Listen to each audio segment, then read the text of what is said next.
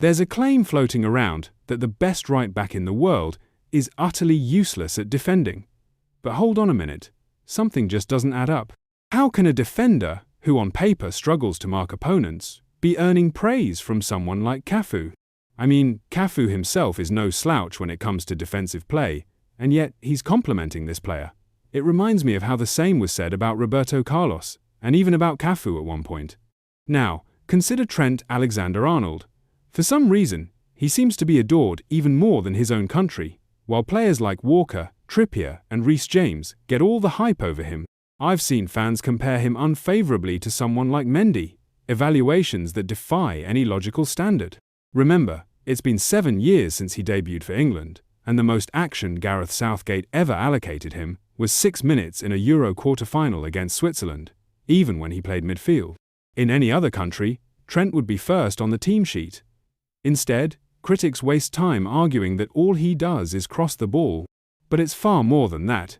He can curl the ball like Beckham, engage with opponents one-on-one, except maybe when up against the likes of Kevin De Bruyne, and pile up assists like no other defender in the Premier League. Let's not oversimplify his talents. It makes little sense to try to transform the world's best right back into a midfielder, just because some pundits claim that crossing is all he offers. And don't just take my word for it, Klopp himself once stated, in no uncertain terms, that turning a player with such creative prowess into a midfielder would be madness. The truth is, change is something many resist. Yet Alexander-Arnold is on a trajectory that might revolutionize football forever. Consider his beginnings. Trent wasn't even a natural right back when he first arrived on the scene. In fact, he made it into Liverpool's academy by sheer luck.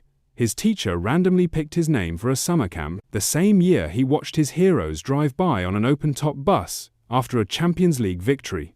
That day, as he recalls, was the luckiest of his life. It wasn't even supposed to be a scouting session, but one coach saw a spark in him and got the club to sign him up. From that point on, the narrative began. Most academy kids lack tactical acumen, but Trent was different. He started out as a winger at 12, then morphed into a centre-back over the next few years. He even juggled roles by playing for 3 Sunday League teams simultaneously, each time in a different position. Then, when Pep Lijnders arrived as an academy coach at Liverpool, he experimented with Trent in midfield, creating what some would call chaos for a teenager. Yet, it didn't faze him. By 15, when Jared joined to assist with training, and was so impressed he dedicated an entire paragraph about this Scouser kid's potential in his autobiography, Trent was already showing signs of remarkable versatility. A few months later, Brandon Rodgers quietly gave him a chance in a friendly match. That 16-year-old, who hadn't even featured for the under-23, suddenly meant something. When Rodgers was soon sacked and replaced by Klopp's new coach, Trent seized the opportunity. Having built a special bond with Klopp, who had taken him under his wing as a star pupil, Trent boldly approached the academy directors to ask what the fastest route to first-team football was. Hearing that only one player was contesting the right-back spot, Trent set his sights on Nathaniel Clyne and refused to be sidelined. By the start of the next season, Klopp had convinced Klo to take Trent on the pre-season tour, right before the club went shopping for a new right-back. Fast forward to deadline day. With no signings made, Trent was thrown into action in the League Cup against Tottenham, instantly earning Team of the Week honours. He assisted in the opening goal in the following round and grabbed the Man of the Match award. After a quiet spell for a couple of months, Klopp summoned him just 3 hours before a match against United, telling him that Clyne had a problem. And from that moment on, nothing was the same. Here, within 4 months, Trent was named Liverpool's Young Player of the Year. By summer, he even skipped the under-19 Euros to prepare for the next season, even if that meant watching his teammates lift the trophy from home. There were no regrets though, because soon after, Clyne suffered a back injury that sidelined him for 28 days. Suddenly, the biggest criticism of Liverpool that year was their lack of a world-class playmaker. Alexander-Arnold, with only Joe Gomez as a potential alternative, was given a free pass by the coaching staff. Critics started arguing that his only skill was crossing, but that oversimplifies his game entirely.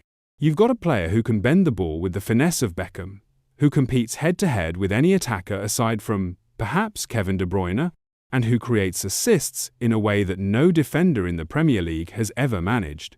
Yet, some still think the solution is to convert him into a midfielder. It makes no sense. Klopp, ever the visionary, made it clear with his direct quotes that he values Alexander-Arnold for the complete package, a defender with unparalleled creativity. Some say change is the enemy, but Alexander-Arnold's recent run has challenged conventional wisdom. Let's play devil's advocate. This kid knew virtually nothing about playing right back when he first joined the team. In fact, he only made it into Liverpool's academy because of a random draw for a summer camp. Had his name not been picked, who knows where he'd be now? And then, he didn't even start as a right back. He began as a winger, shifted to centre back, and later even played as a defensive midfielder under Pep Linders. Despite all that positional chaos, by the time he was 16, he was already on the radar as a potential first-team player. Klopp's arrival as his second coach changed everything. Klopp saw something special in Trent and made sure to push him. After meeting with academy directors to ask how he could fast-track his way to the first team, Trent was given his chance on the pre-season tour.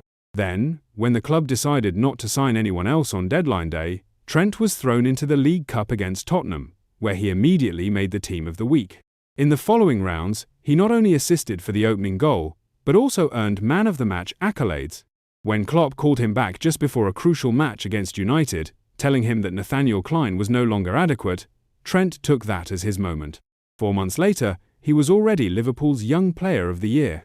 He even sacrificed participation in the under-19 Euros to focus on breaking into the first team, proving that when opportunity knocked, he was ready. His evolution from a random academy kid to a record-setting player is nothing short of extraordinary. As his career progressed, pundits continued to argue about his limitations. They claimed that his crossing was his only asset and that he should be converted into a midfielder. But anyone who has watched him knows that's far too narrow a view. His ability to accumulate assists, his knack for creative playmaking, and his capacity to redefine the role of a right back are unparalleled. Critics often compare him to other defenders, yet when you stack him against midfielders with his assist totals, the comparisons become even more lopsided. Klopp's faith in him has never wavered. Even when faced with heavy criticism, such as being labelled as someone who should be playing in midfield instead of defence, Trent has consistently responded on the pitch. Whether it's in a game where he's forced to take a decisive free kick in the Champions League playoffs, or when he steps up to secure an assist in a high-stakes match, he proves his worth time and again. In one instance, even as he was getting dragged on television for allegedly being rushed into the first team after a poor performance against Marcus Rashford, he went back, consulted his coaches, and refined his game so that he would never repeat the same mistake. Then came the moment in the match against Manchester City, where, despite heavy expectations and tactical adjustments by Pep Guardiola aimed at exploiting his weaknesses, Trent locked down his opponent so effectively that he earned a man-of-the-match nod. His performances over the season led to him becoming the youngest ever player to notch 3 assists in a single match, a feat that would be unimaginable for even the greatest wingers and creative midfielders. By the end of the season, he had not only broken assist records, but had also been integral to Liverpool's push for trophies. Despite facing setbacks, such as injuries to key teammates and harsh criticisms from both pundits and fans, Trent's determination never faltered. In one of the most dramatic turns of events, he even helped secure a vital win against Newcastle by coming off the bench and producing 2 clutch assists, tying records and silencing many of his critics. All this while, debates raged on about whether he was better suited to a midfield role, but Trent's response was as iconic as it was simple. Why would I make the best right back in the world a midfielder? His career trajectory, filled with record-breaking assists, critical match-winning moments, and a transformative impact on the game, demonstrates that his role isn't about limiting him to one narrow function. Instead, he embodies the evolution of the modern fullback, blending defensive duties with creative brilliance in a way that might very well change football forever.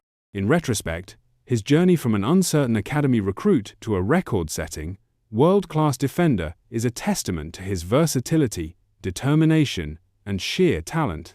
Even when his performances were questioned, when critics said he wasn't ready or that his defensive shortcomings overshadowed his attacking contributions, he responded by pushing himself harder, refining his skills, and ultimately proving that sometimes the greatest innovations in football come from those who dare to defy conventional expectation, and that, ultimately, is why Trent Alexander-Arnold is more than just a cross specialist.